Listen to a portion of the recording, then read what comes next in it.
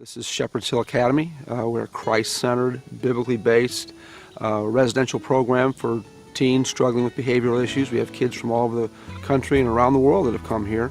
It's a chance for kids to be a bit sequestered from the culture, not isolated, but insulated from the culture for a whole year. They're not going to have access to cell phones and video games and the internet and TV, radio, iPods. When kids get here and they find out that they're going to be removed from media for the next year of their life, a lot of times they freak out. They'll give up their girlfriends, they'll give up their friends, they'll give up their parents, their family. And when they find out that their music's going to be taken away, then it's a total shock to them. They don't know how they're going to make it through a year without their media. It's a bigger addiction than drugs a lot of times.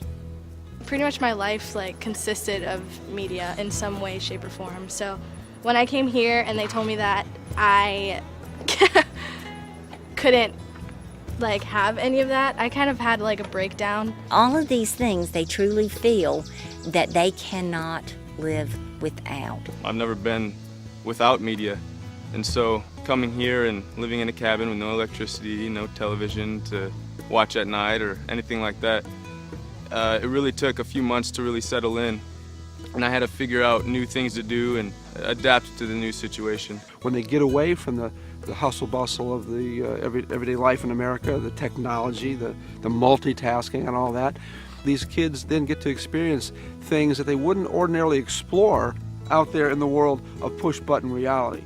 99% of girls that I know can never say that they have debarked a tree before.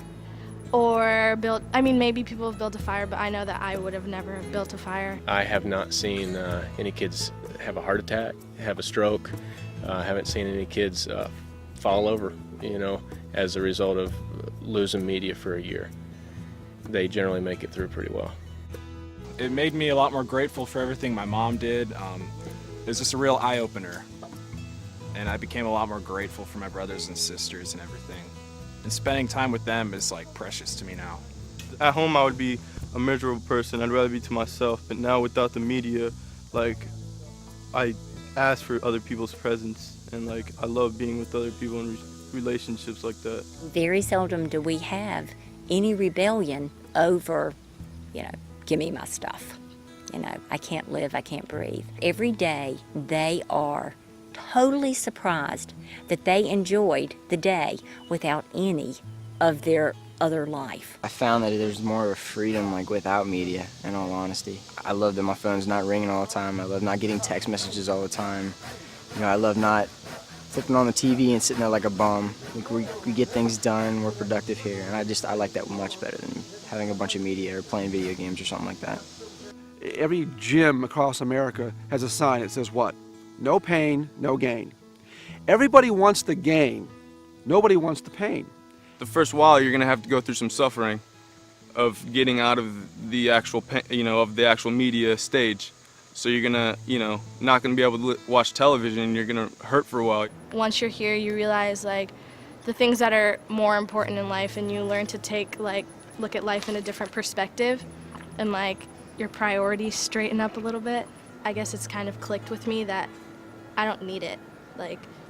Yeah, it's entertaining at times, but it's not necessary.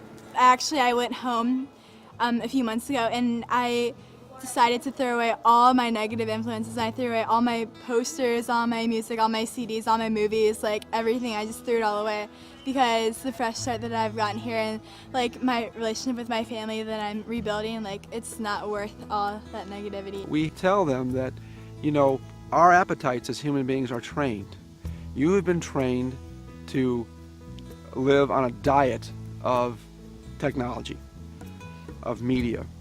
And if what you're seeking from that diet of media and technology is contentment, peace, significance, identity, what difference does it matter if you're seeking it in technology, which will never give you those things, or if we show you an avenue over here that can give you righteousness, peace, joy, contentment, identity, significance? My verse right now that I'm reading in the Bible. It's the passage in Deuteronomy. It's Deuteronomy 30, and it talks about how God's giving the Israelites a choice to choose between life and death. And there's certain things that bring life, and there's certain things that bring death. And I would definitely say that media and just the negative influences that it has are things that bring death. So, and then God's like pleading with the Israelites. He's saying, choose life, all these things I offered you, but now I offer you life, so choose it. And you're going to find out just how exciting